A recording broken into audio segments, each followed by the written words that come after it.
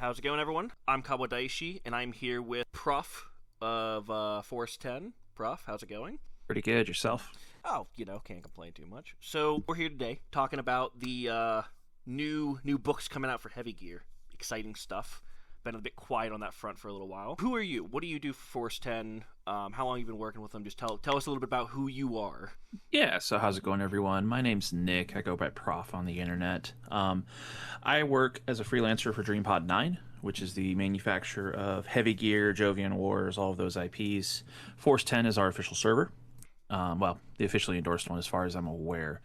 I've been a mod on that one since day one. I've been working with DreamPod 9 to one extent or another for like 7 years at this point. So just kind of freelance. What all do you do then exactly? So initially I was just some loud jerk. I don't know how much I can swear on this. You're fine. Go ahead. I was just some loud asshole on the internet telling Grocery was an idiot. Of course, yeah. So back when the forums were particularly active and Blitz 3.0 was coming out, I'd backed the 2.0 Heavy Gear Kickstarter. I wasn't terribly impressed with it. And when I saw 3.0 was coming and they were doing a public beta and they posted all the rules, I got my professor's red pen out, because that's the name. The username implies I was a college professor at the time. And I basically graded the rule book and gave it like an F. Sent it back and said one of two things is going to happen. Either they're going to say, okay, thank you, and I'll never hear from it again, or maybe they'll make some changes. And that started a relationship that eventually I got a little bit of credit for helping write the third edition book, and that turned into active development, and I was asked to help on the fourth edition RPG, which was officially going freelance. And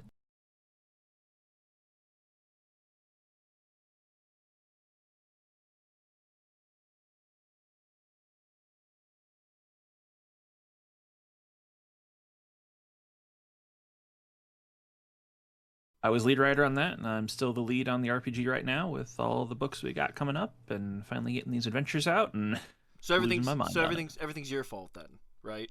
Oh, I'm responsible for everything, and I apologize for none of it. Good. Okay, so you play Blitz. Who do you play in Blitz? Like what faction are you? So I started with New Cole. I am a New Cole fanboy, just because I love high speed shock armies in games. Mm-hmm. So a lot of pressure, a lot of speed. Eventually, they expanded out into a South. I have a North Army. I have a Peace River Army. I'm going to be playing here fairly soon the upcoming Heavy Gear Blitz faction, New Jerusalem, when that actually comes out. But I am incredibly biased on that front and will fully admit to it because I was the lead writer on them. I mean, that's fair. I'm a New Cole boy. I like New Cole. I like my React medium rocket packs and shit. It's just really hard to in the RPG play and get that manipulator bonus to have medium rocket pack manipulator packs and just do the full Atano circus. So thanks a lot for that. So what gear of what's your favorite gear or strider or frame or whatever then? Just so everyone can kind of point and laugh at you whenever you go into the ground. That has a mini Chasseur Mark II. Okay. I'm a dark and dirty Chasseur Mark II fan. I don't know why it reminds me of like the Comfort from Gundam. Okay, yeah. So you got my favorite mini I've got is one of those running around with a giant pump action shotgun. So yeah, that would be my preferred favorite. If we're willing to expand it to things that don't necessarily have a mini and may not even have blitz rules, it probably stays the same. There's some really cool stuff in Heavy Gear that doesn't appear in blitz for various reasons. Yeah. Land ships, floaters. Not even that. There's gears, there's striders, and all that named in the fiction that don't appear in blitz. Gotcha. The Orion, the Tanuki, the Guardian, the Wolf until recently. It's a big universe. There's a lot of stuff there. Unsurprisingly, there's a New Jerusalem model that takes the cake for my favorite. No way. Period. That will replace the Chasseur Mark II when the day comes. But I knew full well when we wrote the design brief for it that this was me just kind of going crazy and saying, what do I want? Yeah, fair. And nobody stopped me, which in hindsight may have been a mistake on their part. But okay. Again, see my initial comment. I apologize for nothing. Yeah. So, Heavy Gear 3 is coming out. A little bit of a side tangent here. How much are you going to be involved with that? How much are they kind of taking off with you and talking to you about stuff? Because I know we've seen in the Discord, there's been some talking about they've asked what's this dollar look like? Yo, here's a 2 scale picture of it, right? So how much Yeah. of that is how much are they like talking to you guys? How much back and forth is there? I mean, I've known about Heavy Gear 3 since for over a year now. Gotcha. Like, I was the one that they initially approached to get into contact with Pod 9.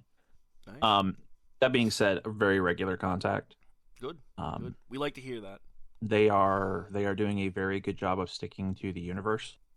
They're willing to work with, the rules of the universe. I'm already privy to some discussions, and it is super exciting. Good. Good. Good. Soon, TM. We'll hear about it, I'm sure. Okay, well, before we get into like the big stuff here, a lot of people might not know what Heavy Gear is. If they're mecha fans, like, I know it's all over the internet now, and it's kind of acquired IP with BattleTech and everything. So, like, if someone wants to get started, right, they want to kind of come in and see what Heavy Gear is about, right, the modern person, what would you recommend? Like Blitz, an RPG book, old Splat books. Where should someone start? Sure. So first off, it's worth noting that Heavy Gear it's a giant robot franchise, but it's not a really big physical size giant robots. This isn't BattleTech where the mech is the big ultimate king of the battlefield and everyone else kind of falls before their might. It's closer to like an Arbiter Votoms, if you want to pull an anime reference, or something like Patlabor or Code Geass, where the gears, which are the mecha, are an arm of combat, not the king of combat. Yep. And because of that, we have both RPG and tabletop wargame options. If you're a tabletop wargamer, Blitz 4.0 is coming out. The 4th edition of Blitz should hopefully not be too much further out. Up until then, you can grab the 3.1 book. It's totally free. It includes a universe primer to get you started with all the factions, as well as all the tabletop wargame rules for the miniature game. If you're more lore focused or into the RPG, 4th edition RPG's been out for about a year and a half now. That is a great starting point. It gives you a good once-over of the current state of the universe, but because it is one book, it doesn't go into as extreme of detail. So if you want that extreme, on-the-ground detail of the universe, the recommended book is called Life on Terra Nova, 2nd edition. It's an older book, but it goes into great detail of the history, who these people are, who the various factions are, and it's actually set at the starting point of the Heavy Gear story. So if you start with Life on Terra Nova from your fiction reading, and then just work through the storyline books, you'll get to the current game year. Cool. Awesome. And that's the 2nd edition book. I'll throw the links, everything down in the description here so people can go and kind of find all of this as we're talking. Yeah, Life on Terra Nova 2nd edition. The 1st edition is fine. The 2nd edition just kind of iterated on some stuff. There's a few small lore retcons in there if you pay attention. Gotcha. Okay. So, now for the big event, the thing everyone is talking about, the adventure book, the expansion, Reckoning Day. People are excited. So why is it called that, first of all? Is there like some big in-lore thing going on that we should be looking out for, or is it just, it sounded cool? Yeah, so the setup for Heavy Gear right now, the main story's kind of been on ice for a while. Universe, the year is Terra Nova calendar 1951, and it's been there since about 2010. So we haven't had a real lore story advancement in quite a while, real world. So Reckoning Day is looking to build on what the core RPG 4th edition book did, which moved... 4th edition didn't really move the timeline so much as it stabilized things. It moved things along a couple years, and it created a stable situation for new players to jump in with the RPG. Reckoning Day is where we go next. So the story up until now has been planet Terra Nova that Heavy Gear takes place on, been dealing with a lot of internal problems over its history. It was originally a colony of Earth. Earth abandoned it. The colony fractured into various factions that had been fighting each other for several hundred years now. Before the start of the game's story, by about 20 years, the Earth returned. And it did so as a conqueror, not as kind of a returning friend. That invasion failed. Earth left, and the storyline of Heavy Gear picks up after that as tensions have reached the boiling point on the planet, and the planet devolves into a shooting war on itself. Eventually, Earth comes back, and there's a second invasion, and the start of that second invasion is where the storyline left off and where we picked up. So Earth has invaded again. the powers of Terra Nova have been sent reeling. Things have not gone as well as it did last time. Earth has learned its lessons in many places and has actually established a significant foothold. They've brought conquered forces with them from other colony worlds. And Reckoning Day is going to chronicle the Terra Novan counteroffensive that's been brewing for some time. Awesome. Terra Nova has not been quiet. They've been digging deep into their back closet. They're pulling out vehicles and machines that no one has seen yet because they're brand new, or no one has seen for 300 years because they're obsolete junk. But it's got guns and it moves. Yep. And they've also been shopping for friends. Yeah. So the Black Talons. Sorry. Is that, and that's where New Jerusalem comes in. That's the friends. Yeah. So we get the good old Black Talons, the OC kind of main characters of the setting, more or less for the players. It seems. Yeah, so the planet Terra Nova is really the main character, and the storyline is the people who live in it being presented with these major events. The Talons are kind of the face of that. They're basically a multinational special forces unit that goes to other planets and takes the fight to Earth directly. And they've been busy for the last few years. One of the things they did is they sent an expedition to a rather distant colony that's been a little quiet in the universe called New Jerusalem. And all we knew about New Jerusalem prior to the Talons going there was that not one but two CEF invasions went into New Jerusalem and nothing came back. Okay.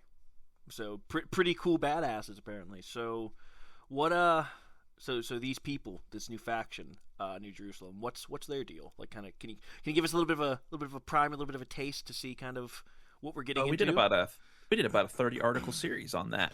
Oh man, that's getting crazy. You to the setup point.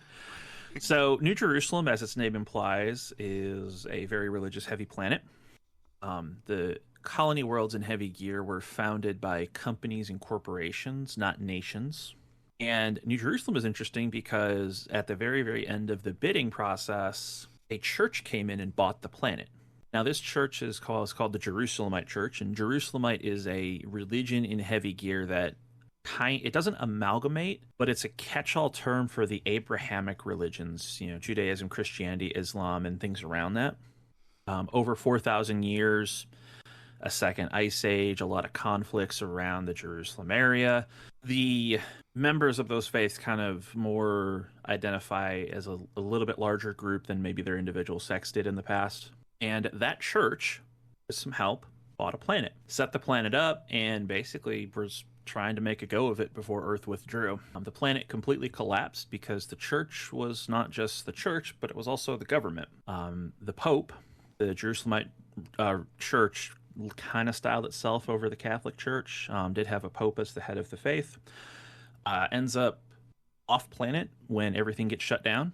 The church collapses in a leadership crisis, and the planet falls into basically religious holy war for about 400 years. Bloody, it's painful, and it causes technology to go back a long way. There is one faction in there, though, that retains their technology, and they're called the Shepherds. They are the faction we will see in heavy gear as a tabletop playable faction.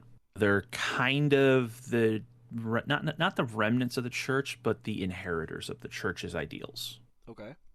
They're trying to make the planet a better place with guns and high-tech lasers, trying to keep the extreme craziness maybe a little bit down. Gotcha. So they're the parent who yells at the kids to stop arguing. Gotcha. So you have kind of a lot of religious extremism on New Jerusalem. And these guys are kind of like listen, man, it's real cool and all, but maybe we don't need to stone someone to death for wearing the wrong color fabric. Maybe we don't need to burn an entire village because they don't agree with your particular brand of crazy spin-off religion. Okay, gotcha. So, and there's a lot of like scattered tech too and all that from the church because it's a very sparsely populated planet initially. The church had control of a lot of tech, so every once in a while somebody finds like mutated pesticide that's actually like poison gas, or oh shit, we found an armory that the church had, and all of a sudden there's a bunch of basically barbarians running around with lasers. That's like a classic sci-fi trope, I think. It is. So which is good, which is fun. We like that. So Reckoning Day. It's interesting with New Jerusalem though that the faction of New Jerusalem we're seeing is the religious faction. but they would shoot on site most actual religious factions in other games. Huh. That's cool. Like it's not the normal. Gotcha. They do what they do not because they have a religious calling to it. Okay. They just all happen to be. They are missionaries. They are missionaries who just so happen to be religious. They're not religious, so they're missionaries. I see. Yeah, pretty much. They're not doing what they do because God told them to. They're doing what they're doing because it's like, we can stop this, and they're literally like slaughtering townsfolk for fun. Gotcha. And the Black Talons, of course, meet these guys and tell them all this stuff, and they go, "Oh, yeah, we don't like Earth. No one likes Earth. Let's go kick some Earth ass." Well, that's the thing. So the first Earth invasion shows up to New Jerusalem before the Black Talons are out and about. And they see a planet that's basically really low tech, kind of completely fractured, and like, oh, this is going to be easy. You send in the hover tanks, send in the Grell, easy peasy. Yeah, send in the hover tanks, send in the Grell. Like, the average tech level of New Jerusalem is like World War II level. Easy clap. Like, this should not be complicated. And then, oh shit, the Shepherds are there. And all of a sudden, they're actually fighting an adversary that probably actually out-techs them. Combined with the fact that there's a little bit of... The Shepherds are really good with social conditioning. No way. Crazy. You don't get recruited. You're born into it. And if you're recruited, you go through a training regime. A lot of those CEF forces in the initial invasion force end up defecting. That's how many Grell? A lot of Grell being broken. A lot of Grell went. Crazy. You can give someone a purpose and they like follow it. Yeah, it's the craziest thing. Oh man, it's so insane. The CEF is unhappy about this. Of course, sends a second wave. They know that there's something sketchy out there. They know it's going to be a problem, so they do go in hot, heavy, and it's a fight. But with an entire Earth invasion force on their side, the Black Talons come in and offer some help because the Black Talons have a few things. The Black Talons end up cracking a CEF fleet command network. Okay.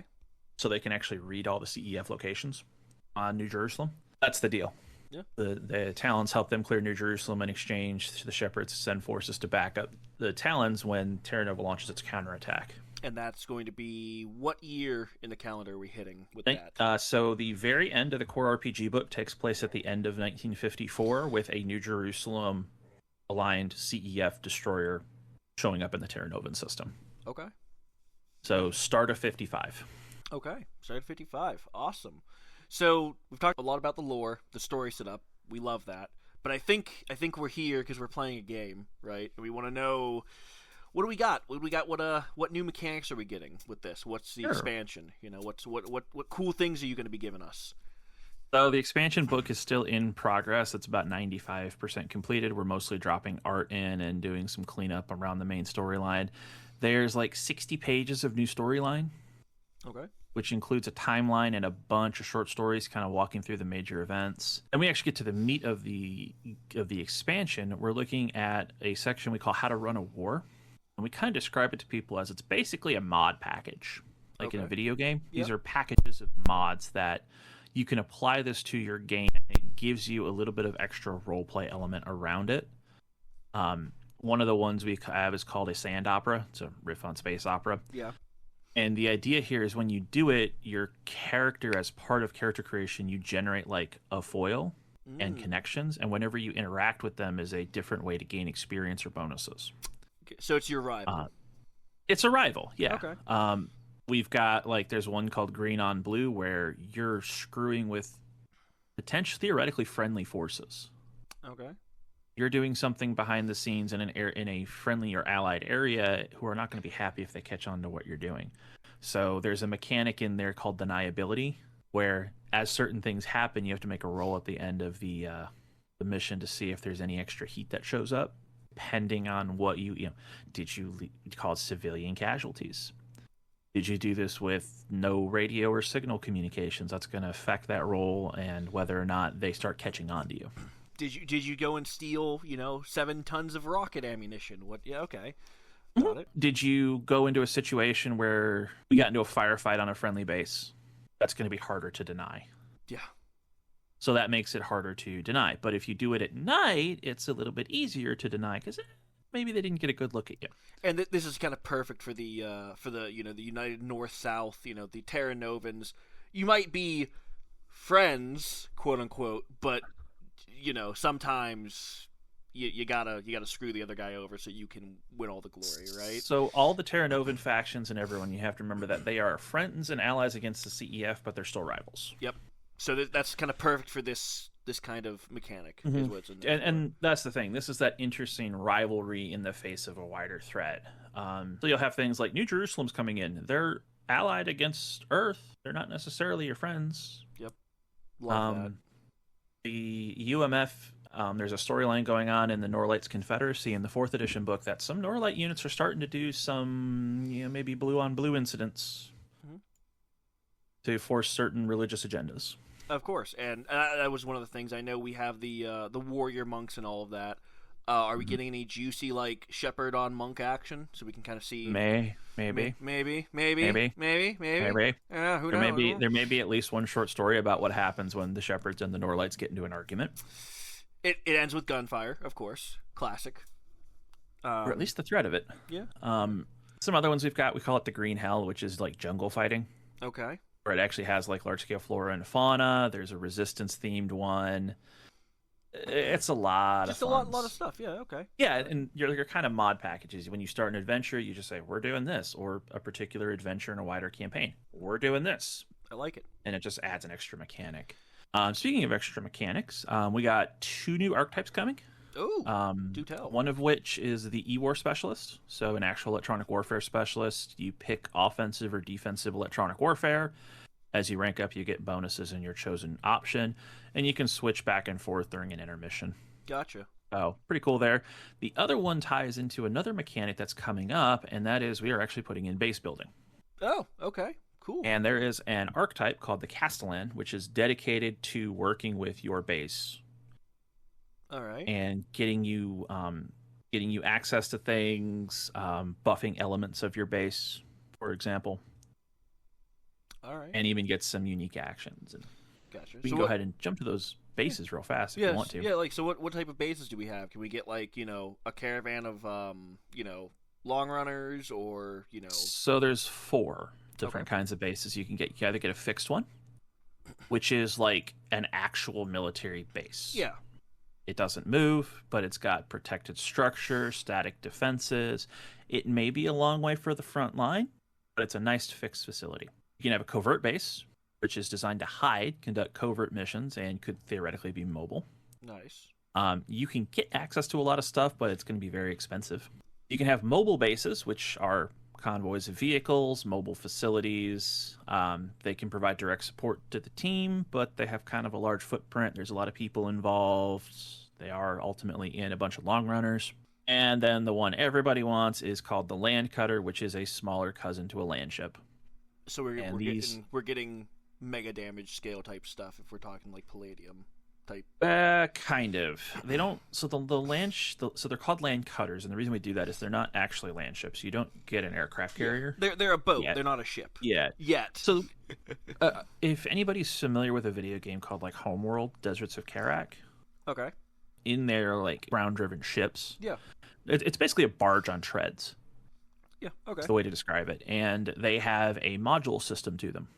So you can swap out modules for like, we need gunnery, we need a hangar, we need a storage area, and that's how the Land Cutter. So you can go and be like, okay, we're all infantry. Our Land Cutter is going to have an armory and medical facilities and radios. Yep. And okay. Yep. And that kind of is nice because in the director's cut, which we'll get to in a moment, you have like living quarters, right? And it's like, oh, it's 20 slots. But then you go look in the back of the book and nothing really has 20 slots, Nothing has it for customization. It is on some of the civilian, boat. Yeah, but, you can't, it's like, hey, here's the slots. What can I It's equipment that exists on paper. Yep. But yeah, so the way that base construction works is you get components, and those components are elements to your base, like a asset recovery group. Gotcha. An artillery battery. The stuff everyone needs, Yeah. A garrison of infantry. Lawyers. A garrison of infantry. Yeah. A garrison of infantry, for example, to protect the base if it's ever attacked. Turrets. And then the Land Cutters have basically a set of templates that kind of... The Land Cutters have a little bit of a power in space dynamic to them. It's like, we can provide this much power, and you have access to this many slots to put crap. Very, XCOM... Yes, the new Firaxis XCOM type style. It's the XCOM style based building. Okay. Is kind of how all this works. And you can get stuff on your land ship like hangars, comm systems, and sensors. There's even a little bit of minigame, like you can overpower a section to give it bonuses. Okay, kind of like the Rogue Trader RPG back in the day. We imagine if you're ever in combat on a land cutter, it's like being on the bridge of Star Trek during a fight. Nice. Somebody's managing this section. We need more power to the guns. Something like that. Which can be a whole adventure on its own, is running this land ship through a combat. Okay. Cool. Yeah. Cool stuff. And the Castellan class basically goes in and adjusts costs of getting certain things. Different types of bases mean that getting certain components is harder. Getting turrets is a lot harder if you have a mobile base. Yeah. Because you have to tear the turret down. Things like that. But at the same time, it's a lot easier to get an airfield if you're a fixed base. Yeah. Different bonuses for everything. Different bonuses for everything. So just running down the line here, my personal favorite section, AIs. AIs? Okay, so we're adding AIs. We're getting on nets then. Oh, we're getting on nets, and we're getting better than on nets. So there's a whole section on AIs and what they can do. There's 3 types of AIs. There's assistants, there's learning machines, and then there's a digital sentience. Assistant is basically like ChatGPT. Yeah. Cortana. It's not really designed to do anything. It's there to support you. Yeah. It files your paperwork. It checks your emails. Pretty much. The way that we determine an AI is you get a list of functions. Okay. And the functions are all described. A bunch of functions are described in the back of the book. If the GM obviously wants to come up with some new ones, that's fine. The assistant starts with a certain number of basic functions, and you have to add them by actually like putting on a software patch. Makes sense. Mm-hmm.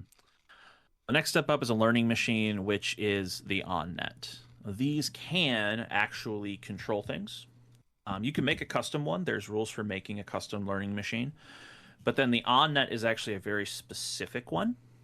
And the OnNet can pick up personality traits. So your OnNet could potentially, for example, it gets obsessed with large shiny objects. And you get bonuses when interacting with a large shiny object. Really polish your autocannon every time you go to the shop. We have one where the gear, whenever it shoots, uses 2 ammo instead of 1. But you get the burst rule because it just fat fingers trigger. Gotcha. Okay. One of them is your gear occasionally makes rude, crude, and offensive gestures, noises, and actions, which gives you a bonus in some situation and a penalty in others. Okay. Gotcha. I like it. There's one where if your gear gets damaged, it moves closer to the thing that attacked it. Oh no! Because it's pissed. It's angry. I'm gonna fucking stab that guy. No, I like that. Yeah. Okay. All right. So on nets, yeah, and we've in the lore we know that on nets do slowly pick up personality traits and kind of how the pilot functions. So that's kind of neat that we can have if you have this really cautious pilot who goes and buys a refurbished Jaeger or something, and oh look, it's its last pilot was really keen on getting into melee. A little bit of now you can reset an on net. Mm-hmm. So the way that they grow is it's actually random. Yeah. So there's 55 potential personality traits this thing can pick up. Nice. And whenever you would get one, you generate one, unless the GM obviously decides to say, no, you get this one because something stupid happened. You can reset part of that if you get something you don't like. But yeah, some of these things are really impactful. Like one of them is you get a +1 d6 bonus to attempting to patch the gear during combat. Nice. There's another one that says the gear vocalizes all updates and status changes, including irrelevant and annoying information such as engine oil life, ambient temperature, and system status. You just got the book open right now, don't you? Yeah, I'm literally reading from it. I mean, we wouldn't be talking about it if that was the case. Yeah, no, I just... I do remember that one. It's a lot of fun. That sounds amazing. There's some movie that did that. That's the one that I would give a player. Be like, hey, this is what you get. Since you're asking all these questions, here you go. Okay. And then the last one is a digital sentience, which it's not literally an actual AI like you might be thinking. In Heavy Gear, there's no true AIs. Mm-hmm. They're just really, really hyper advanced, and they kind of seem like it. We have an example of those in Heavy Gear now. It's the Utopian NAI, Near Artificial Intelligence. Mm-hmm.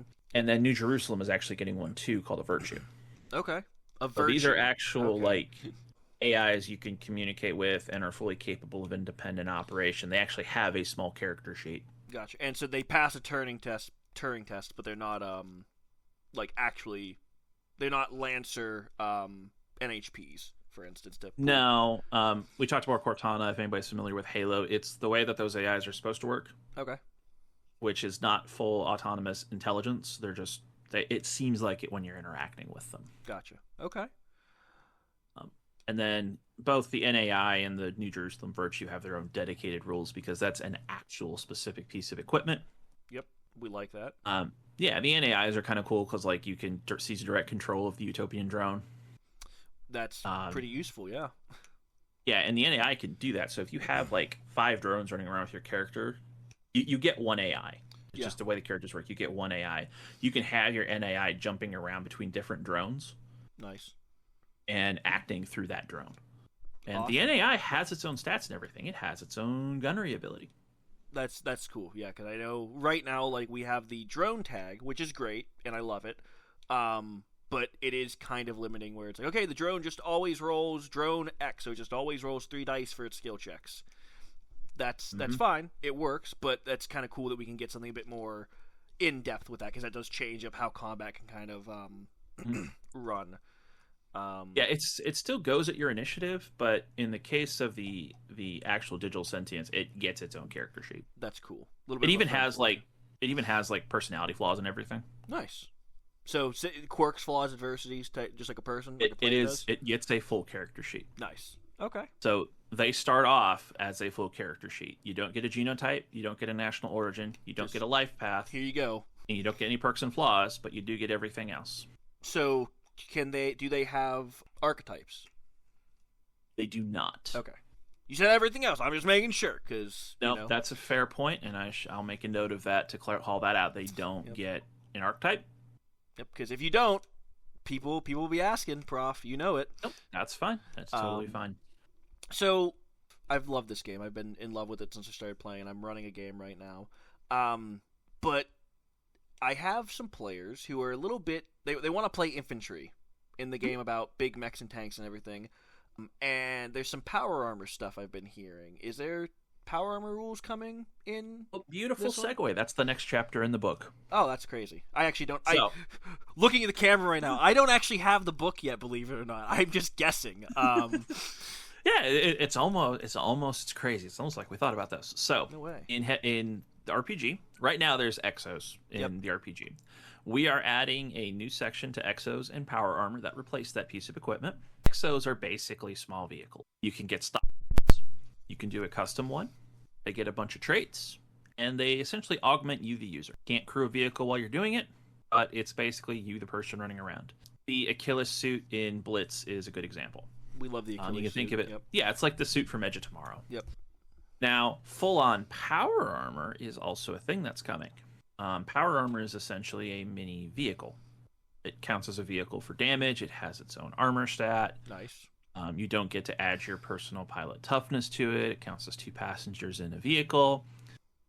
And you've got stock ones. You've got the Arminius. You've got the Arminius Black Talon version, which has all the Black Talon-y tech to it. All the things you always get with Black Talons, yeah. Yeah. You get the Owanes and the Ember, which are the it's the Eden and the Utopian one, respectively. Okay. I believe I got that correctly. One of them's the Owanes. I forget which one. They're very similar to each other, but they're a little bit different. All right. Yeah, I mean, Eden and Utopia, they share a lot of tech, so I'm sure they, just like their they they actually are the same thing. Okay. The Owanes and the Ember are actually, it's the original Golem in Heavy Gear is actually the same piece of equipment as what Utopian calls a Golem. Yep. Okay. Not Golem, the ape suit. Yeah, apes and golems are the exact same. Yeah, that's which I love. But originally they were supposed to be like power armor, not piloted. So the Owanes and the Ember are the actual original kind of, hey, these are the power armored versions. And the cool thing about power armor is they are customizable. You can bump your PL with it. You get bonuses. You do use personal scale weapons. You can add electronic warfare packs to it, ECCM suites. You can put weapon mounts on it. So you can mount something in its place other than your hand. Have a shoulder mounted missile launcher. type Correct. stuff. Or Gotcha. have one of the shoulder-mounted lasers like a flail does, because a Yep. flail is power armor. Okay, so flail. Are we going to be getting flails as statted individuals then? Flail is a playable character. Awesome. Okay. You can play a flail. When you do, you're the brain in the jar, Yep. so you can't really get out of the flail. And are you stuck to one of the Grell archetypes, like the Grell? Yes, you do Okay. pick a Grell archetype, Gotcha. and that gives you a initial kind of bonus to being in your flail. Your flail is still able to be customized. Yeah. Like, you can still do all the customization that a flail normally would. Like, you can put the machine gun. The flail tells you can have some other options. You can also take your flail and use it to pilot a vehicle directly. Oh, okay. Because flail brains is a thing that can be used to pilot a tank. So you can take a flail brain and stick it into a frame or a what's the really big thing that The Overlord? No. It's like but it's a Strider. I'm thinking like the Strider. It's a Earth like doesn't have a Strider. no. Okay, what I'm saying, like, can you in theory, right? Because If you find something, so it's CEF vehicles. okay, A vehicle has to have it. So it's called a flail hardpoint equipment. It's Okay. Earth vehicles only. gotcha. If it has that equipment, You you get it's a slotted upgrade equipment. You can put a flail in that, and the flail is that. That's cool. That's very cool. It replaces a single crewman. Mhm. The flail can't suffer any damage results. Anything that would go to them just gets lost. Ooh, okay, Yeah, so it's kind of like a 30% damage buff gotcha, or survivability buff. gotcha. And you do get your flail bonuses while it's in a vehicle. That's pretty cool. So, So like flail, a Maxwell flail gets a bonus gotcha. to So like ranged attacks. Flails are very powerful then in this. Mhm. Okay. Yeah. Very cool. Now the trade-off is you are a flail, and there's going to be probably Yeah, some RP Yeah, implications yeah. to that. You're a brain in a jar. Are you really a person? Or are you just a piece of equipment? Who knows? Mhm. Um, Yeah. Which So flail is available to any invader group. You can take a flail character. gotcha. It is a grow. Flails are not available outside of any of the other factions. So again, of course, GM's discretion can Yeah. break everything they want. Yeah, I mean, whatever you want to do. So yeah, that should help a little bit on Yeah. that front. Yeah, that's pretty cool. So, fully tricked out, that kind of gets scary. yeah, no, I mean that's as they should be, right? I mean, the only thing scarier than a tank is a dude hiding from the tank with an RPG on his shoulder, Mhm. in a city. So, we're talking about all these new things that are being added. Are we getting any new combat rules? Because, like, I mean, I myself, I love the damage system of heavy gear, right? It's not just HP, and it's just you take damage, and you can, I had a player who I was shot him with a laser, and I'm like, you know what? I'm gonna just blind you, right? Your sensors are out because I've hit you and you're blinded for a turn, right? Are we getting any new combat rules? Any new cool little mods for it? We're getting a few. Okay. We're getting a few new damage results. Okay. To reflect around sensors and systems. A couple of integrated suggestions from fans. One of which, for example, is a new damage result called redundant systems damage. It doesn't do anything. You just lose hull integrity. Okay. Which is neat. Nice. Yeah, it's a damage result that isn't the 1 point. Hey, I did some armor damage. Like I said, we added in scrambled sensors, so that drops your sensors to 0. Nice. If you do that. Most of our changes are focused around weapons, equipment, and vehicles. Mm-hmm. So looking at options, all of the extended content stuff that was available online is in the core book now, is in the Reckoning Day book. So we will be getting the wolf then. The wolf is in there. The Baroness is in there from Eden. The Overlord hover tank is in there. Okay, so we're getting all the big Uber units. And then even weirder stuff, like the Jaffe, which is the Edenite Jeep. Oh, okay, that's Doesn't cool. have a Blitz model. Nice. The Scythian is getting in there. The AST hover tank is getting in there for stats. Nice. We're getting, if it exists stat-wise between the updated core book and this, it should be in 4th edition RPG. Okay. Unless it has been deliberately left out. The only reason for that is because it doesn't appear on Terra Nova. Sure. Are we getting any new vehicles or anything for civilian use? More of that, or are we just gonna stick with the civilian? The right now I've universal just list? got the civilian list. Okay. We are looking at expanding that. Coming after Reckoning Day, we're kind of doing the initial drafting on what's going to be there, but we're looking at some options. Okay. we're looking at some expansion options there. Cool. Cool. And then we are getting new weapons. Ooh, okay. What are we getting? New equipment as well. So weapons-wise, we're getting anti-emission missiles, which are basically harms. Okay, nice. Anti-radiation missile. This thing you shoot, and if you're squawking with any sensors or radio above basic level, it basically just gets to home in on you regardless of line of sight. I like that. So it actually gives you a reason as a DM or as a player, right, to use the boost action, like the boost sensor action instead of just, oh, I know where they are, you know. Also, if you have stealth, it gets around stealth. Nice. If you're squawking, this thing finds you. So one of the issues we were having, just kind of been reported, is, well, what if I play a high stealth character with hacking? Mm-hmm. You're kind of hard to interact with. Well, cool. There's a fighter jet up there with 4 harm missiles. Have fun. That says, hi, I dare you to hack. Yeah.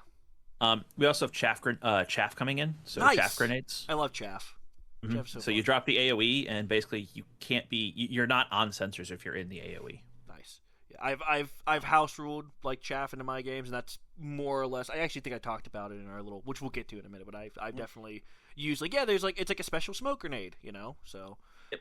And then you can use as a reaction to like a hacking attempt. Nice. Blow chaff or anything.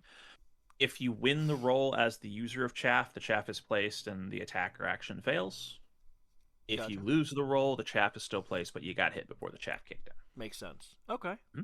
And with that, kind of with the hacking and everything we're getting, I'm assuming that'll help with, you know, the new E-War specialist. We've got all kinds of new stuff coming in, I'm assuming. But also, you said, like, your AI can help. So is that something, like, if you have an AI in your gear, right, popping its chaff as a reaction instead of you doing it might be something we can do. Kind of have more of that. Okay, so you can kind of shore up the poor grunt player's E-War defense by throwing an AI in it. All right. Yep. And chaff launchers are also just an upgrade you can take on vehicles now. Nice. Which is like smoke launchers, but it's chaff. Awesome. We also added in armor piercing and explosive ammo types. Okay. So armor piercing does exactly what it says. It gives you an AP stat. Yep. Explosive ammo makes the attacks have an AoE. Awesome. Gives us more options to kill the squishies or the hard ones. Yep. And then what I'm really happy about, we added in gear grade nitrous systems. Superchargers and turbochargers. So we now can play with the Gears engine. Yes. Okay. Which is just a V engine that we have in our cars nowadays for people who people don't know, because it's not nuclear powered. They're just, here's a gas engine, go nuts. Yeah. So the nitrous system is an upgrade. You'd use it, and when you use it, you get 2 points of extra speed. On the on the vehicle. Yep. And it's used round by round. So you have a certain number of rounds of use, and you get a 2-inch boost whenever you do. You can't see my face. I am grinning like an idiot right now. That's fine. So superchargers. When you move at standard speed, increases your movement by 1, but the faster you go, the bigger the bonus. So if you move at double speed, you get 2 points of MR, not 1, which then doubles because double speed. And if you go double, it goes up by 3. So that means you move 6 more. That's or 9 more. Yeah, that's insane. That's crazy. That's it's really. It's a supercharger. That's what it's supposed to do. No, it's good. I like it. Mm-hmm. I like it a lot. And then turbos are just a flat move value when you're moving at like top speed. Like you get 25. I think it's like 25% increase. Nice. So a lot of different options for people to play around with. Mm-hmm. Okay. Yep. We had some fun other stuff in there. We got some system redundancy in there. Are we getting the cool packs? The Ares pack? Oh yeah. They're in there. Cool. So space combat. Space combat is covered in one of the adventure modules. We're going to get to it in the RPG for full rules. Okay, we'll talk about that later. It's on the list. It's on the list. It's on the list. It's on the list. We'll gotta get the storyline moving first. We'll talk about the list after everything else here. Okay. So a lot of stuff. The last notable thing, if I can, real fast, is first off, we're getting Eden. Eden's getting a field gun guide. Field gun. A field guide. Field gun guide. Oh, so field guide. Okay. It walks through all of the different units that have been added in and gives them like a 1-page write-up, like the older books used to have. And then we've also added in Eden as a national origin, Eden as a team sponsor, so you can actually play an Edenite party specifically. Okay. Gotcha. And get Edenite national origins. And same thing for New Jerusalem, I'm assuming? New Jerusalem will as well. Okay. But one last thing before we hop over to a little bit on them, I wanted to mention is the director's cut is looking heavily at some changes around vehicle construction. We'll talk about probably. Yeah. The expansion book is going to include basically a weapon swap table. Nice. If you have the following weapons, you can just jump to the other one. There's no like slot math or anything like that. You can just I swap for this. Gotcha. Which is something that was kind of introduced in the Blitz extended content playtest stuff. Yeah. So, okay. For example, if you have an anti-tank missile, you can swap it for one of those anti-emission missiles and just do it. Nice. Which is nice. So we have a light railgun. What can we swap it for? That would be one moment. The railgun's weird because the railgun doesn't really have any companions. I was just throwing a name out there because I don't have the railgun. That's a swap. That's yet. Okay. That's fine. Yet. But that's the last 5% of the railgun. Yeah.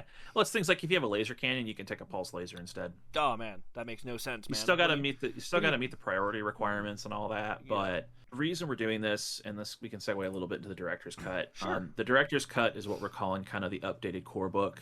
It integrates a lot of the feedback we've had from players, and while some of it's not actionable around things like certain presentation choices, we did take the opportunity to make sure, hey, we found some inconsistencies. Hey, we needed to clean up electronic warfare.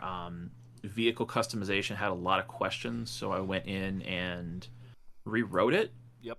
And one of the things about vehicle customization is if you take a stock vehicle with the director's cut, it's just empty. It's great. No, you can take it just empty. Yeah, you can take it just empty, or if you take it with stuff on it, there is no swap rules. You can only add stuff to it. Yep.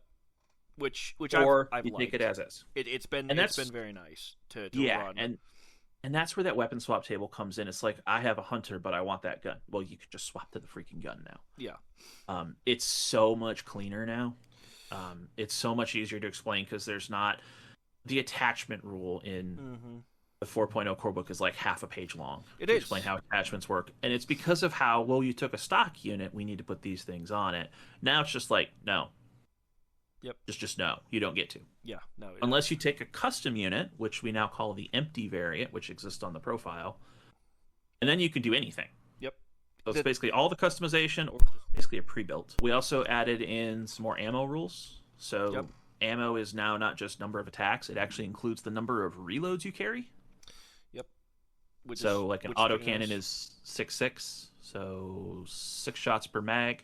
Yep. 6 magazines plus 1 in the gun. Yep. And if you take additional copies of that auxiliary reload slot, you get 6 magazines. So it just covers all. It's so much cleaner now. It is. No, and I will say that's one thing I've enjoyed as a DM, like having people go, "Oh, I've got, I have one player that wants to play Peace River, right? She's like, "Oh, hey, I want to take a Warrior 4 Elite." Cool, you can take the Warrior 4 Elite. Okay, can I swap? Nope. You have to take the empty variant if you want to do a bunch of customizations to it. Sorry, that's just how.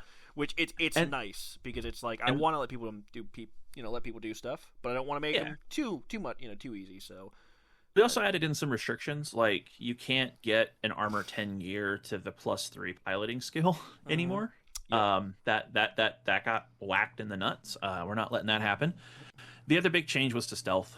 The stealth kit was one item and it did a bunch of things. Now we broke it out into 4 separate items. So there's visual camouflage, which doesn't take any slots. You just paint it on, and there's some like vision rules around where it's like, okay, can I see you? Can I not see you? Cool. Yep. I think it's like after 30 meters, if you're sitting still, you get like there's some 2d6 rolls. bonuses. Yeah, but then you've also got, I believe it's emission absorbing surfaces or something like that, which is the effect that reduces sensor range. And then you've also got, and now specifically called out as communications, does not work with any of that. If you have the emission absorbing surfaces and you start squawking on the radio, they're going to see you. That doesn't change when you broadcast or you hack, that pops up. There's now a separate item for that called the data emission mask. The stealth kit that everyone had now just does the first 2. You have the camo and you have the sensor reduction, but you don't get, well, I'm hacking you and you can't lock onto me anymore. That's gone. You're not going to be allowed that. Which rules as written was a bit of a weakness. Which it's good now that's fixed. So The other fun change for vehicles, if I may, is the secondary movement system, which is a very heavy gear thing. The idea that like gears are basically on rollerblades. It used to be you kind of had all of it, and you got the benefits of all of it. Now that movement system is actually an equipment item, and you have to choose to use it. So the practical effect on that, let me just pull to a random page here. I'm looking at the Jaeger. The Jaeger works just fine. So the Jaeger used to be move 5. It used to be move, something like walk Moves, around 5. Yep. Walk ground. It was like walk ground 5 or 6. It might have been 6. Something like that. Now it just is walker 5. Yep. And it has the equipment, secondary SMS. movement system. Yep. Which changes its movement type to ground 8. We went through, and I did a spreadsheet, and we converted all of the listed canonical speed values back into heavy gear movement speeds. Nice. For the RPG. So things actually move as fast as they should. Tanks got a lot faster. I am currently in a one-shot with Northern Guard on the Discord, who I believe is a one of the mods as well. And we fought some hover tanks. And let me tell They're you, terrifying. it's so much fun though, because like, oh, this thing's moving 14 hexes. That's fucking scary. Oh wait, That's it goes slow one. it goes 14 hexes in one movement. But if it goes top speed, God help you, you little fucker. Yeah, Come here, you gear. See why, Yeah. You see why the Terra Novans are scared of these things. Yeah, and they tried to make their own, and it's too damn expensive. Yeah.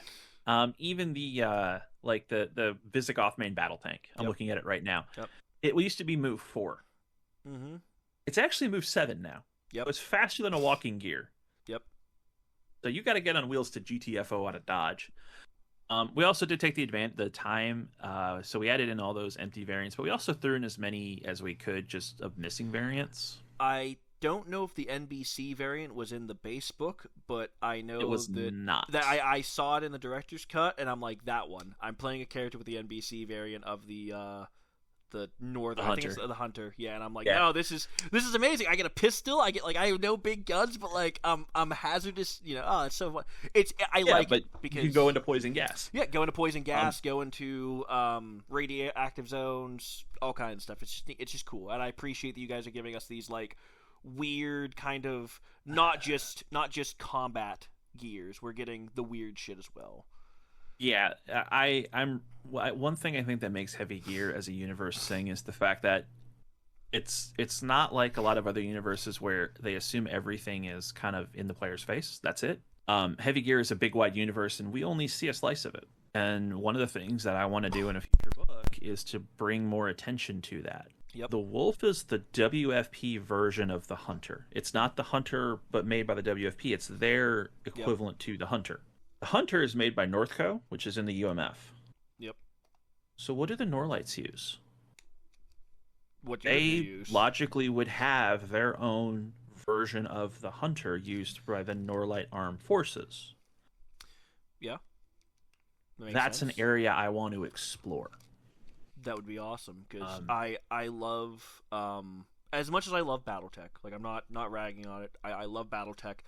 Everyone using everyone in this arm of the galaxy using a Centurion just doesn't really make sense once you really squint at it, because even today, you have people who make, we have cars, right? We all have cars. Mm-hmm. And a car produced in, or actually better thing, you have the AR-15, right? The most produced firearm in the world, whatever, next to the AK. But an AR-15 built by Colt versus an AR-15 built by Taurus or Panther Arms or whatever is going to have those slight differences that do affect it, but you're just not going to notice it. So it's cool that we're going to see that, because yeah.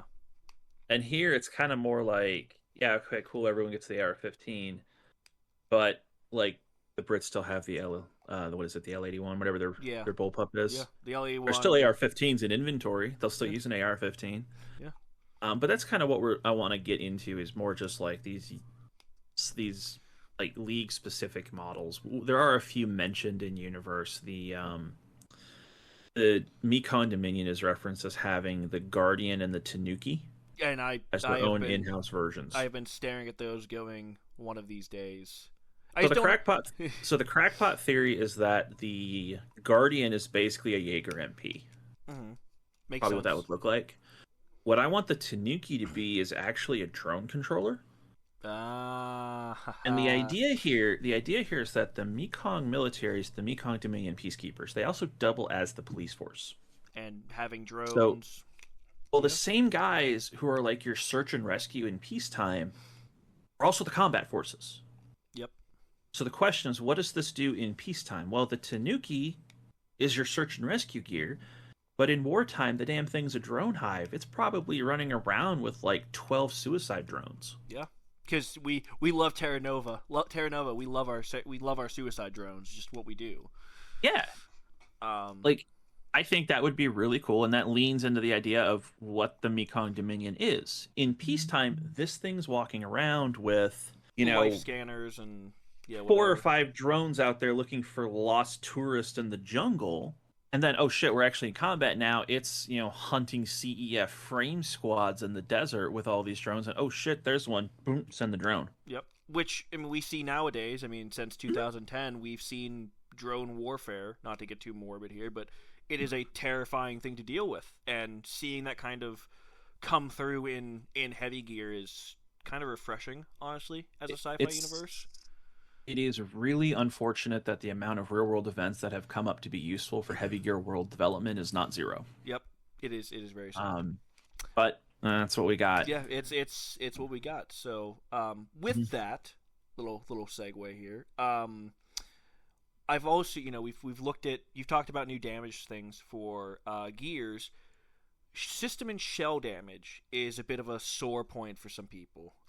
Is there anything new coming out for that? So the director's cut looks mostly at cleanup on that. It's not changing the system. It's taking it and saying, okay, let's make sure everything's got a clearly defined fix. Everything's got a clearly defined effect. As a system, we want to keep it. We don't hit points are bad. Hit points are bad. In the context of Heavy Gear being a mil sim, we don't like hit points. We like damage results. So, like I said, it's not changing in the sense that we're doing something different.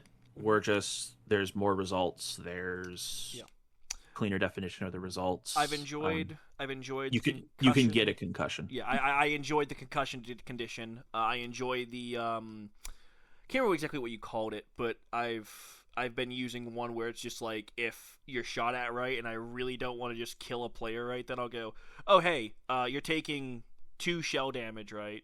Because you're being suppressed, right? You're suppressed. You got to keep your head down. You're scared, right? Which fear kind of does that. So I like the damage system myself. The table is a little bit wonky sometimes, but overall, I think it's been definitely a good thing, because in Blitz, being a war game, a hunter has 4 and 4, I think, or something like that, or 3 and 3 4 armor. and 2. 4 and 2, right? Yeah, 4 and 2. 6 armor, 4-2 hull. But like, then you go and look at some other gears, and they'll be like, it's 6 and it's 3 and 3. It's like, it's neat because you get this kind of, oh no, it can take more of a beating before it starts breaking down. But then there's other vehicles that are like, it's like some of the civilian kind of fun vehicles, like the Camel, I think, is 1 and 3 or something. Like, as soon as it takes damage, it's just like, oh well, I'm fucked. You're moving half speed, which makes sense. It's a civilian vehicle. So it's kind of nice seeing that. So you say it's about 95% done. Gun to your head right now, right? This is me. This is going on the internet, Prof. Don't fuck with the internet. When can we expect to buy the book? When's all this coming out? I want it in people's hands by Christmas. Okay, Christmas time. Because so if it's not there, we can ride and stream and cry. Yeah, please do. Gotcha. So that would be the expansion book. Okay.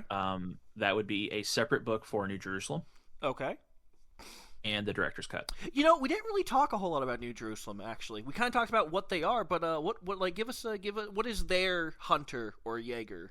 Kind of give us just a little bit. You don't have to give me the stats. Just give me a little bit of a, what does it do? We've been in #soon mode for New Jerusalem so long. I don't mind talking a little bit. Okay. I'm not going to show any art, but we may name drop a few things here. So, man. I tried, guys. I tried. I don't have art is weird because art's like super NDA, technically not my property. Whereas I can share a couple of things though. So first off, Shepard's Invasion Force is going to be a playable sponsor for your faction, so you can play New Jerusalem. That's what that is. It's worded that way because eventually we want to do a New Jerusalem book and do all of the crazy whack job factions as their own playable teams. So make New Jerusalem a mini Terra Nova, kind of. Oh yeah, we want to do every planet and do that. Gotcha. I want a Caprice book where you say, okay, we're playing a Caprice game. Our team sponsor is going to be a different corporation. Yeah, this corporation, we're going to be going and we're going to go and do some I want shit. that. Yeah, I want that. So the cool thing about them is they count all advanced weapons as having 4 less PL than normal. Oh, wow. Which means you get pulse lasers at like PL 1 or 2. That's like it's comically low how it is. That is amazing. They have a paladin style mechanic where the little virtue AI, they all get one. They're all required to have one. Mm-hmm. And if you do something stupid, they will shut down your machine and call in artillery on you because you fucked up. That is amazing. So it's making sure you're playing. Oh, you want to play this really, really powerful faction? Cool. Your AI says that if you shoot at someone that's unable to shoot back at all, you're fucked, kid. You have to show mercy. You're getting a warning, and if you do it enough, you're going to have problems. I like that. You do get access to Grells. If you play New Jerusalem, you can also play characters from Earth. Okay. To represent that. They get some unique equipment and weapons. The unique weapon is a plasma cannon, which is an advanced fire shotgun. Nice. So it's going to be basically fire, like the damage type fire, like flame. It has fire. It has fire. It has frag ability. Fire frag. Yummy, yummy. Crunchy, crunchy. And it's an advanced weapon. It's an advanced weapon with like shotgun style profiles. Nice. They get a unique hot drop rig. So the New Jerusalem combat vehicles, which are called Angels, they drop them from aircraft. Okay. And unlike paratroopers, there's no parachute. They're coming in at 500 feet and shoveling out the back into direct combat. Huh. And while they're in the process of landing, they have jump jets. Nice. And you can actually take actions while you're landing. So they can shoot you on the way down. Very hover drop, kind of terrifying. Okay. Cool. Cool. They have nanite rounds. I hate that. So frag and snub cannons can pick up the corrosive trait. I hate that.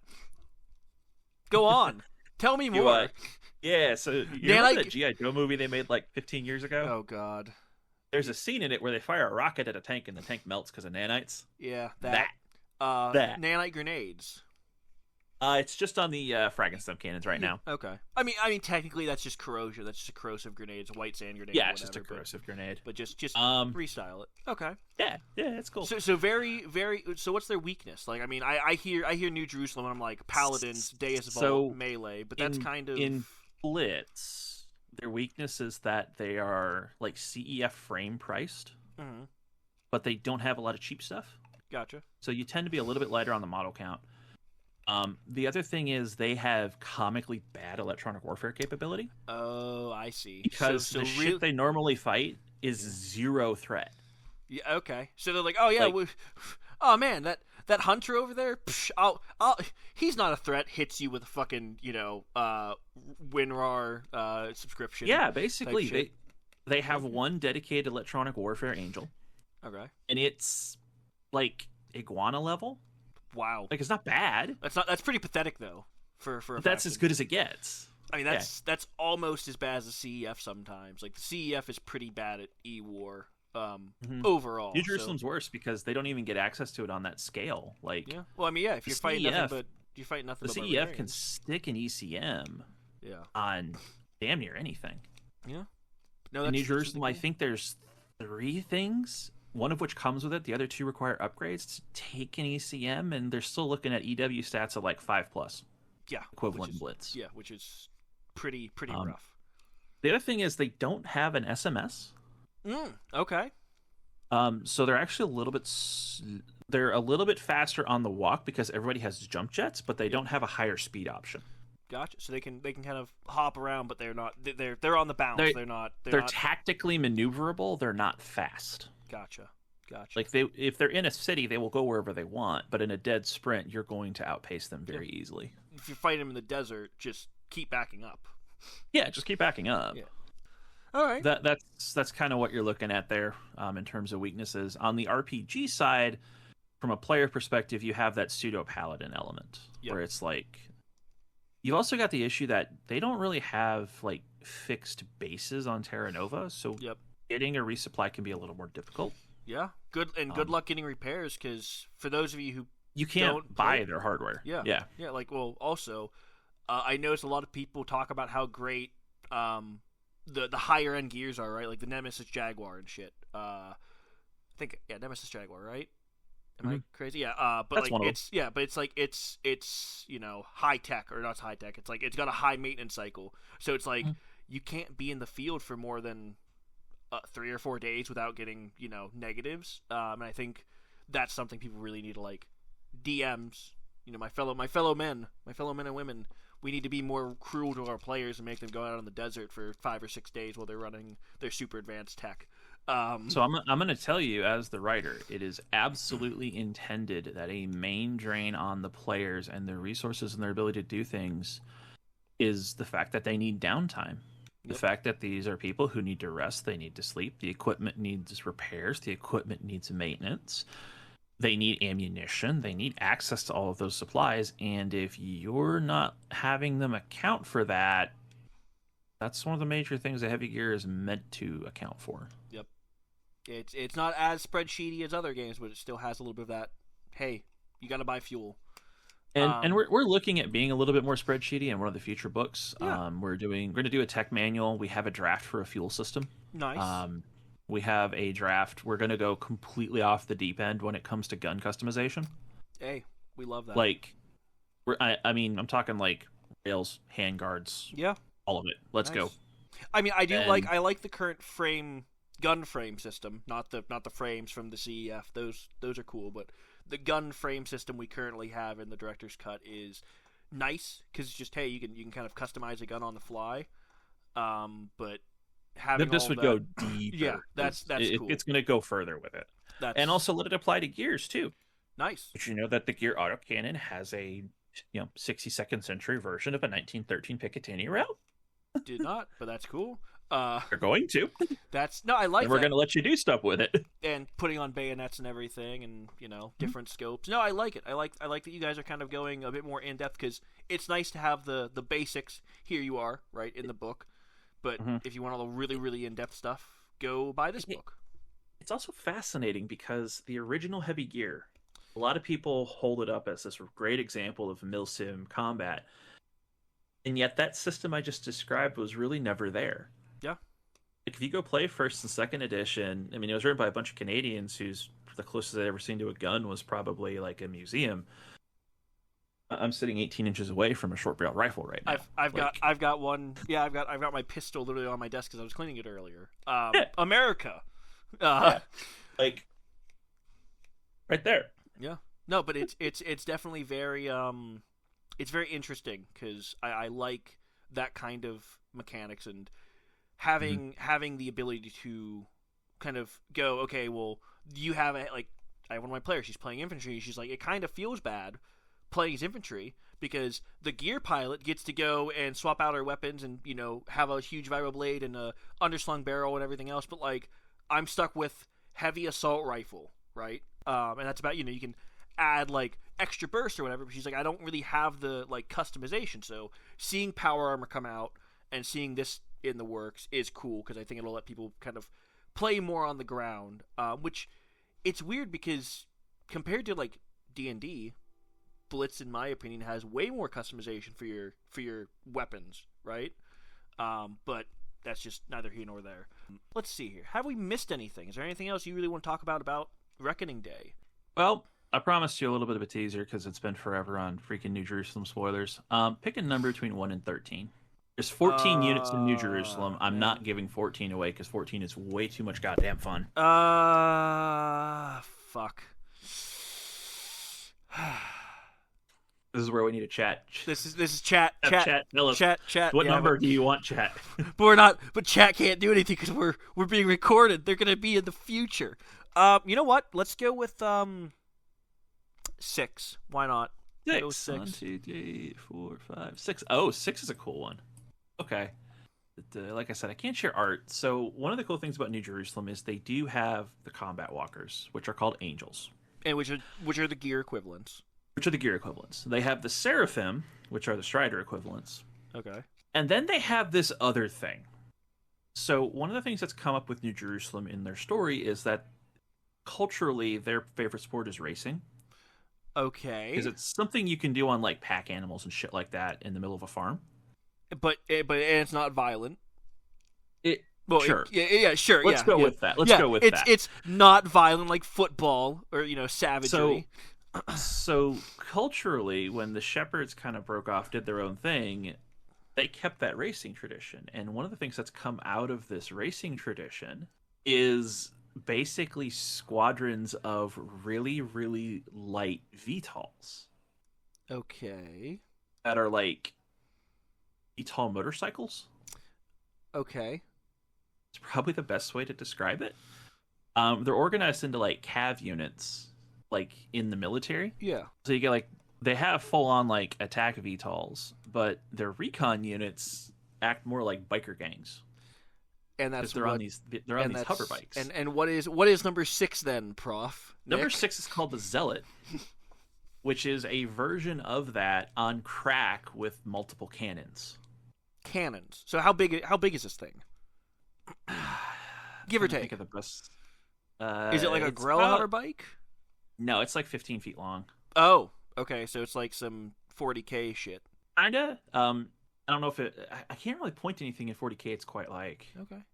but it's respectable size. But it's a hovercraft, and it's used by like special forces and recon teams.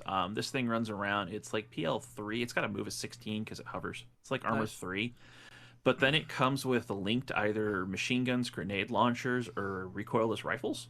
Nice. So you do have some infantry, options there with that. That's pretty good. Yeah, it's ridden. It's in the same vein as A bike. Yeah, like a bike, Okay. but it is a VTOL. It's actually a VTOL. You can go fly in it. Okay. These things dueling with like Edenite Agni Riders, they blast and blitz. That's amazing. Yeah. Okay. The original draft started as Mecha Agni. Nice.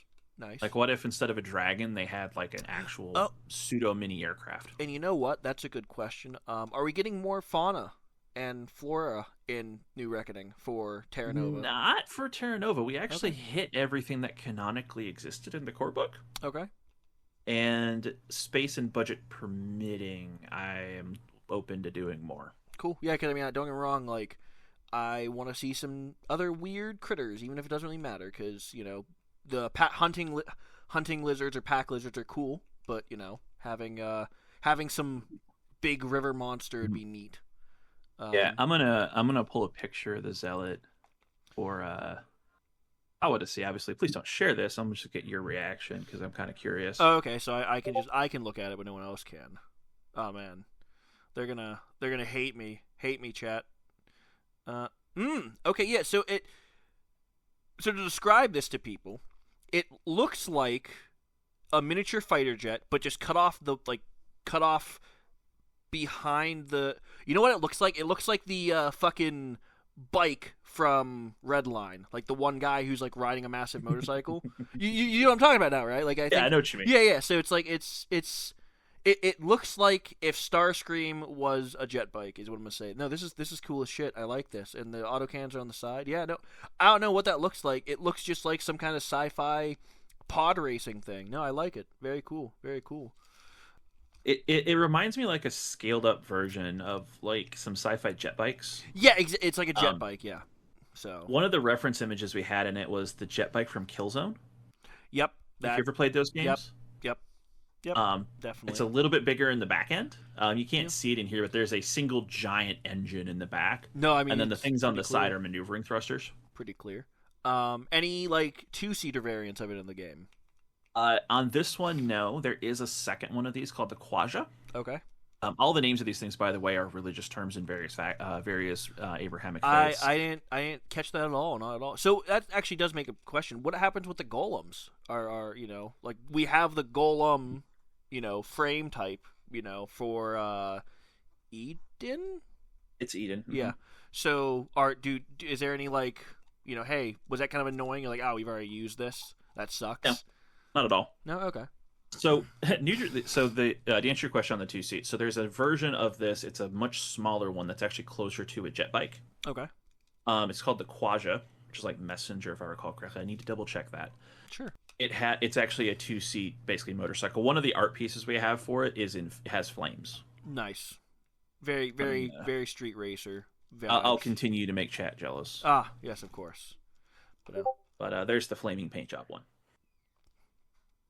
Chat, this is the most like, you know what this? Just imagine a kid from like the early 2000s wearing the flame shirt, and that's how dorky this looks. I love it. Yeah. I love it so much. I love New Jerusalem because they're all basically a bunch of assholes when it comes to like how narcissistic they are at times. Because they're not wrong for assuming they're the apex predators of their planet, but it's kind of made them into. They're so desensitized to it that it is almost a game. Mm-hmm. Like, I don't know if we did a 30-part article series kind of introducing people to these guys, and there's a section in it where they're literally handing out merchandise because an ace pilot is about ready to break their total kill count record ever. Nice. And there's like jerseys and shit. Okay.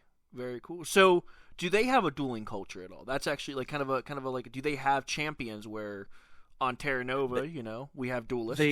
The way to describe them is think of like a World War I fighter pilot culture. Okay, very cool. They absolutely have aces who are romanticized. The character we're going to follow for New Jerusalem, who we have as kind of a POV character, is that ace who's like kind of really close to breaking the record. And she's basically a celebrity. Makes sense. Yeah, it sounds like she's a peacekeeper, right? Like, kind of, but she's killed like 400 and something vehicle kills. Yeah. There's a short story where a guy's coming home, crashes in an apartment, flips on the TV like a normal person in the U.S. would flip on a football game, and he catches the tail end of a news broadcast, and they're reading out the aftermath of a combat action like a sports announcer would read out football game scores. Amazing. So they're like, so-and-so was top scoring for the event with like 6 kills, and the top 5 was rounded out by boom, boom, boom. A solid performance by this rookie, and it's that's how these guys are.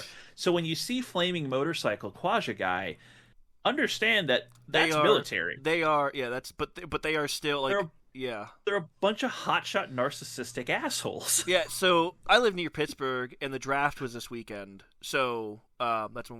That ought to be good. So we, I didn't go into Pittsburgh, but I have a friend that lives there. And this just sounds like the average football fan or the average sports fan. 100%. They make it their entire. So, are you telling me New Jerusalem it is totally normal to have your entire personality be, I'm a super fan of this squad? It would go by battalion, but yes, sure. God, that's so pathetic. I love it.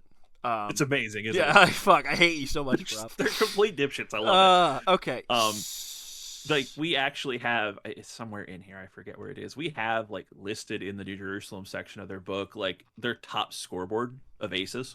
Gotcha. And it's like top 10 highest scoring aces. Highest ace, I'm sorry, I said 400. It's like 253 kills or something like that. Jesus Christ, yeah. Okay.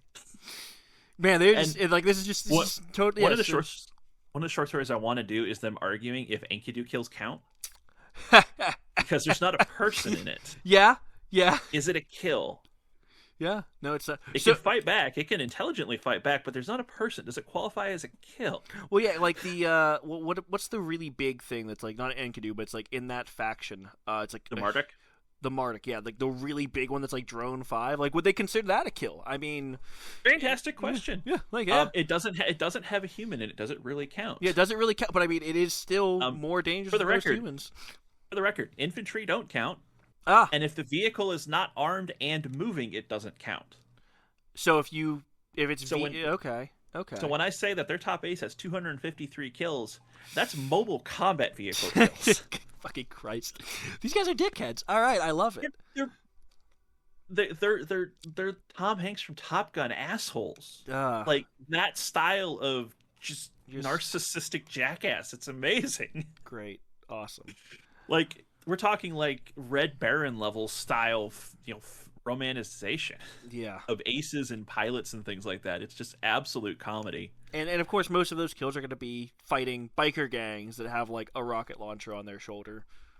That might not count, but yeah, on New Jerusalem, they do have combat walkers, the little shitty backwards factions we call the post-collapse states. Mm-hmm. But they're like, what if World War II built a Sherman on legs and it kind of like barely moves? Ring of Red type shit. Got it. So all the Gear Creek stuff, that That. Got it. That. So we're talking like that. That's their normal kill count. Gotcha. All right. Granted, that was before Earth showed up, and now that Earth showed up, probably more of those have actual relevant kill counts. Does a flail count? That's a great question, actually. I don't know the answer to because it. it's got a brain, but So yeah. there's an interesting question they have internally in their faction about what do you do about Grell, because like technically they're created, not born, and a lot of the Abrahamic religions get weird around that. Yep. Does a Grell piloting a frame count as a kill? Okay. Yeah, these guys are assholes. No. Listen, man, it's not that we don't think you're a person because we're like bigoted. It's that we gotta know if you count on the kill board. Does it count for the scoreboard? Yeah. In the interest of the fairness of the scoreboard, do you count? God, and the that's fact like that they would have that with a straight face. that is such a like. Oh God, because it's just too real. Okay. I love these guys. I fucking hate them. 300 years of basically being global policemen does, and building your entire society around a hyper militarized image of yourself. Fascism, we love it. I don't even know if they qualify. It's a police state. It's a police. Anyway, it's not even really because they don't run the planet. They're just a police. Like that's force. the problem. Okay. They don't run the planet. They just pop out every once in a while and slap somebody down who honestly may have set up to run the planet. Dickheads, all of them. Like they're not in charge. So the Black Talons are literally just using these people to like, hey, go kill Earthers, and after this, we'll talk. Black Talons may be making a terrible mistake letting them on Terra Nova. Yeah, probably. So, I don't know if they entirely have understood what's going on. To be fair, but, very, very good story-wise. So I guess that is going to be one of the plot hooks is what happens after they hit the planet, and everything goes to shit. Awesome. There are a couple of Jerusalemite communities on Terra Nova. Just saying. Yep, that's going to be fun.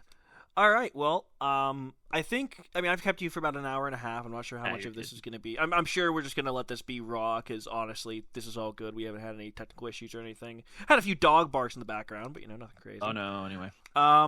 So, yeah, I guess, just to wrap it up, what other things are in the pipeline that you guys are excited about? Just kind of give me a rapid-fire list of, like, other adventures coming out here soon. So, we got adventure modules coming out. Hopefully they should be coming soon. We've already previewed all of them. They're not new. The process is taking forever, and finally we're hopefully moving. Other cool things. We are doing more 3D print models for Heavy Gear Blitz. Yep. I just saw previews for some Black Talon units that are getting resculpted. Cool. Very cool. Maybe a new owl head. I like the owl head. I like the owl head. And the original owl head. I like how dorky and it is. I think it's kind of a both situation where they're both going to be in the box. Okay, but I like the new one too. Cool. So stuff around that where we're looking at doing resculpts for most of that. We've got our crew coming back in. Cool. Really starting to crank on those a lot harder. Blitz 4.0 is in the docket still. Rooster's working his way out of craziness in life. Yep. So that's coming along too, which I'm really excited for that because it really is an iteration on Blitz in a very positive direction. I'm not a huge fan of the new action system where you can like keep and move actions, but that's just me, just my opinion. It doesn't quite work out the same way, but a spirit of it stays. Okay, cool. Not to get in weeds. What about you said something about tech manuals? Are we going to get like prices for everything, or where can we find prices for everything? So, because I know some people are like, oh, PL is cool and all, but like I want to just know the the Terra Novan dollar value of. Or the CF dollar value of a gear, right? So that's a fascinating problem. So first off, in Heavy Gear, there's multiple currencies used by multiple different factions, and if you introduce that level of detail, it had better be correct. Yep. One of the mistakes I think some past versions of Heavy Gear did is they were a little bit too specific, and it resulted in things not making sense. Sure. So there's a degree of we're pretty against the idea of putting money number values on things that are military. Sure, because you can't really go and buy an Abrams tank. Yeah, I mean, the Abrams is a perfect example. You can't buy an Abrams tank. If you want to go buy an Abrams tank, first off, you need the U.S. government's permission to do it. Yep. And that's the PL system kicking in right there. The other thing is you don't buy an Abrams. You buy a contract of a certain number of Abrams with trainers and training equipment and spare parts and technical support. Yep. The item price of that vehicle effectively does not exist. Yeah. You know how much it costs General Dynamics to make? But $1.4 trillion or something? Or is that a jet? I don't know. Anyway. who the hell knows? Yeah. So when it comes to military equipment, we're kind of against that. Now, that being said, we are looking at doing a tech manual next.